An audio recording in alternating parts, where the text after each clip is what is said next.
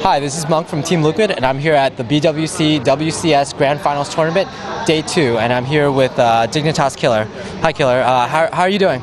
I'm doing great, yeah. This tournament is held in China, so what do you think about China so far? China is awesome, but I expected more people, actually. Yeah, I think Blizzard expected more people as well, actually. Yeah. So, on Day 1, you got out of the group. You lost to Sen, but you beat Huck and Grubby. Can you tell me a little about those games? Against Sen? Or any of them. Okay, I prepared a lot for CBC, actually, the last couple of months, because it was my worst matchup. But I don't know what happened. I played really bad, if you saw the games. It was kind of depressing after the game, but I knew that I could beat Grubby and Huck, so I've been improving my CVP as well, and I did really well against them. I expected to be more even against Huck, but it wasn't that hard. But Grubby is playing really well, so it was really even games.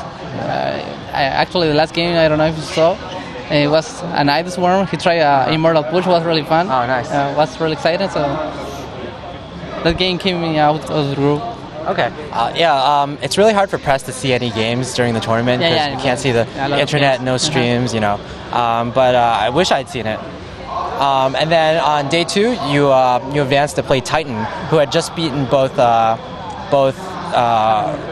Roro, I think. No, it was Curious. He beat Curious and CJ Hero. So most people would think that he would be the favorite there, but you seem to have easily 3-0'd him. Can you tell me about those games? Well, actually, it wasn't easy. It was scored 3-0, but it was really even games. The first game was a long game, late game with Broodlord, Mothership, but I did some run-bys, so I killed his Nexus a couple of times. I took the advantage there, and then I killed him with Broodlord Infestor. And then later on, you played Rain, which is the favorite of the tournament. Actually, yeah, he's playing the final right now. I was really. You mean in the third, fourth place? He lost. Rain lost to Creator. Okay. I was kind of scared of him because I knew he was really good at PvC. Well, he killed me 3-0, and I was really sad about it. But I still top 8. It's not that bad, I guess. It's very good. You made a lot of money. You had some great fun. Yeah. You don't often come to very many tournaments, so people rate you lowly. But in every tournament you do go to, you do really well at. Is there a reason you don't go to as many tournaments as some of the other players are? Okay, the thing is, I'm not really popular, as you know. That doesn't mean that I'm bad, but I am actually from Chile, that we all know is South America.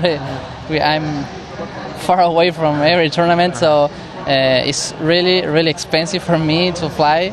Even my team can't pay me every single tournament, so that's why I can't travel much. So I will try to find more sponsors so I can play more tournaments. I would like to assist some MLG, maybe DreamHack. I think I can do very well. Someone sponsor this guy. He's really good. Maybe with this performance, you'll have more sponsors, or Dignitas will be willing to put more investment into you? I hope so. We'll see. I will try to do my best. I love playing this game, so that's why I'm here. So the finals right now is between Partying and Creator. Out of those two players, who do you think will win? Partying or Creator? Who I think he will win? I don't know. It's PvP. Everything can happen. Okay. As a Chilean player, as a North American player, you could practice with North Americans, maybe Europeans. As a Korean player, you could practice with Koreans. Or as a European player, you can practice with North Americans as well. So as a Chilean, who do you normally practice with? Actually, it's the same server, America. It's not NA, it's America, you know. So I can practice in America. There's no delay, but I don't used to play there because I think there's no much skills there. So I try to play in Europe. Even I have a little delay, but I still think it's better because there are a lot of better players, and I try to play Korea as well. I have even a little bit more delay than Europe, but I still try to play there because that's the only way I can get better. Because do you usually practice on ladder or practice partners? in my opinion, I think when you're Sir, it's better to play ladder because when you play like one person, every single person has their own style. So as Sir, you need to react to the opponent, and you can't play mechanic as like Terran or Protoss. So you need to play a lot of different styles, and you can react for timing push or whatever. So I think it's better to play ladder. Yeah, that's a really good advice for the aspiring Zergs out there. Next, we'll move on to balance and future changes to the game. We just had an interview with Dustin Browder, and he told us what would be coming in the future for both Wings of Liberty and Heart of the Swarm. The first thing he told us was that he didn't think two-base Immortal Sentry pushes were a big problem, and that players would eventually figure it out for themselves. What do you think about this? Yeah, I had a hard time against Immortal Push, but I'm trying to figure it out. And I was practicing some builds. I did against Grabby, and it came out really well. So I will try to keep getting better at that build. So let's see if it's possible, but it's really hard at the moment. Do you have any tips for other Zergs about how to defend that? It's just about to stop droning at around 7.5, so you can make a lot of links with speed and just wait in the ramp. So you can make him make a lot of force field. Then you can make a lot of spines. Just stay there with a lot of spines. Okay. The next changes that Blizzard wants to implement is that the Infested Terran. There are a lot of proposed changes for the Infested Terran. First of all, fungal growth. Only for Wings of Liberty, they intend to. They're doing a test map in the future, in the very near future, which will make psionic units completely immune to fungal growth. Also, in Heart of the Swarm, they want to make fungal growth into projectile. In Heart of the Swarm, they're also looking into removing neural parasite altogether. And also, they're looking into changes for the Infested Terran, but they're not sure what they're going to do with that. What do you think about the Infestor, and what do you think about these changes? Actually, I'm really scared about the fungal, because if you can kill sentries, it's going to be really hard for timing push. When they that timing push with three base Immortal Stalker sentries. Range pushes. Yeah, right. That's the only way to stop that is just killing the whole sentries before they use all force field, or you're dead. So I think that's kind of stupid. We'll see. And I don't know much about Heart of the Swarm because I haven't played much. I've been focused on StarCraft Wing of Liberty. So I don't actually care about that much because there's a lot of new units you can try to use and new builds. So I think that's okay. You're not gonna use it much.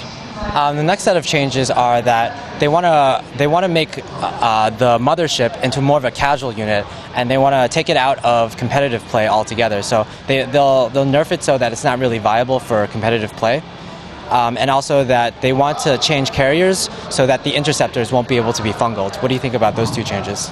I think it's okay. The first one, it's not a big deal. And as well the carrier, I don't used to fungal the interceptor because it's like really late game for that. I don't know much what to say about it. I think it's okay. You don't fungal the interceptors, so how do you deal with the carriers? I mean, I haven't played that many games, like a couple of games, because so I don't have much experience. So that's why I'm telling you I don't care much. But I've seen players doing it. It's just only minerals. I don't know how much it costs the interceptors. Interceptor is 25 minerals. It's not that much. You only use gas in late game. I think there is a big problem where you can fungal around like 50 interceptors at once, and then they all die, and it costs like 1,000 minerals to replace them. But how many fungal do you need to kill one interceptor? I don't know. It's either 2 or 3. Oh. So. I think that's it's okay. You just need that. Okay, so I think that's all the questions I have for now. Do you have any shout-outs or plugs to your sponsors? Okay, I would like to thanks to my team, Dignitas, and all my sponsors. Say thanks to all the people who always cheer for me in my country, South America, and around the world. And thanks for the interview, man. Also, do you have anything to say to your Chilean fans back home, or anything to say to your girlfriend that you brought with you? Yeah, thank you. Or in your native language. Okay, you want Spanish? Yeah, Spanish. Okay, muchas gracias a todos por los que me han apoyado en Chile, a mi novia y a mi familia, a mis amigos que han estado apoyándome desde lejos.